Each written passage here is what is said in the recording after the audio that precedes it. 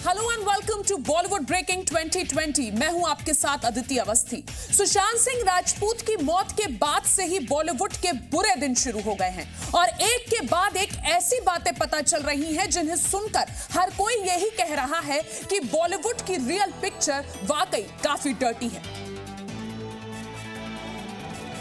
कंगना रुनावत जो है उसके ताल्लुकात या संबंध जो भी है, शेखर सुमन का जो लड़का है अध्ययन सुमन, इनकी दोस्ती थी और अध्ययन सुमन ने डीएनए के एक इंटरव्यू को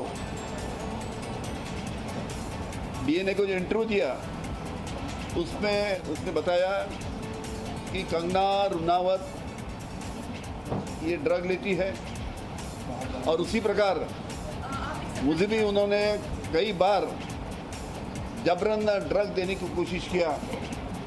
इस प्रकार का निवेदन दोनों विधायक ने हमको दिया।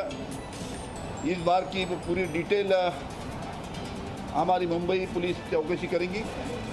इस प्रकार का निवेदन आज विधानसभा में मैंने किया। तो आपने सुना किस तरीके से अब कंगना भी इस पूरे ड्रग मामले में फंस सकती हैं।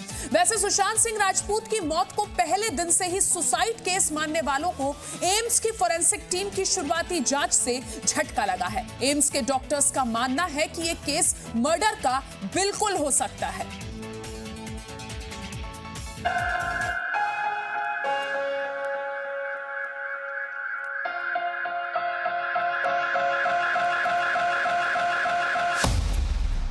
क्या सुशांत को दिया गया जहर? मेरे बेटे सुशांत को लंबे समय से जहर पिलाया करती थी, वो इसकी हत्यारी है। सुशांत को तिल तिल कर मारने की रची गई साजिश।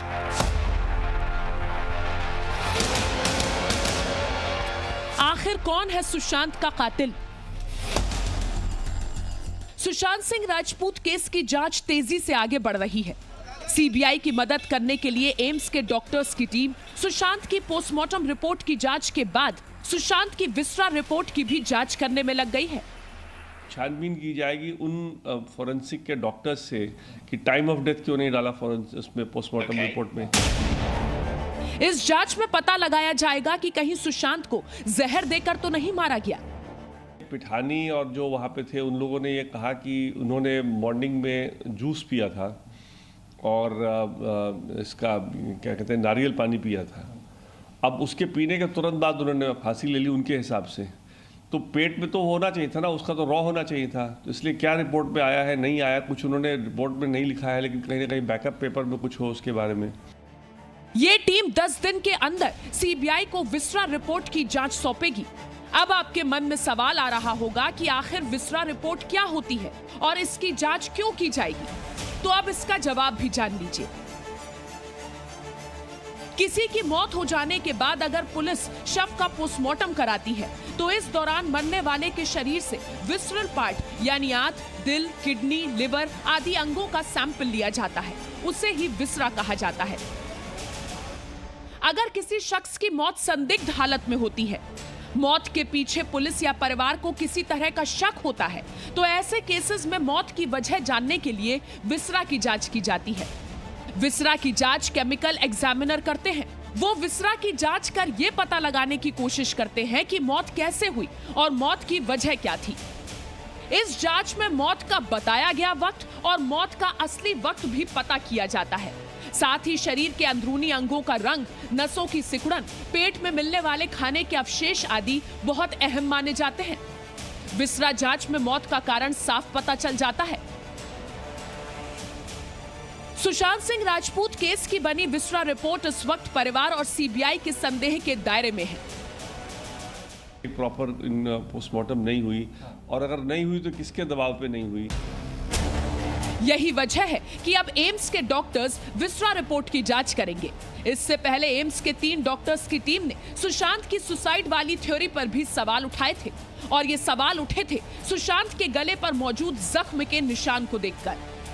कौन सा प्रूफ है कि उसने फांसी लगाया? मैं तो कह रहा हूं गला दाब के मार दिया गया, बेल्ट से फीता लगा के मार दिया गया। तमाम चीजें जांच का विषय है। जो निशान उनके चेहरे पे हैं, मतलब फंदा के अलावा निशान, उसका कोई एक्सप्लेनेशन नहीं है।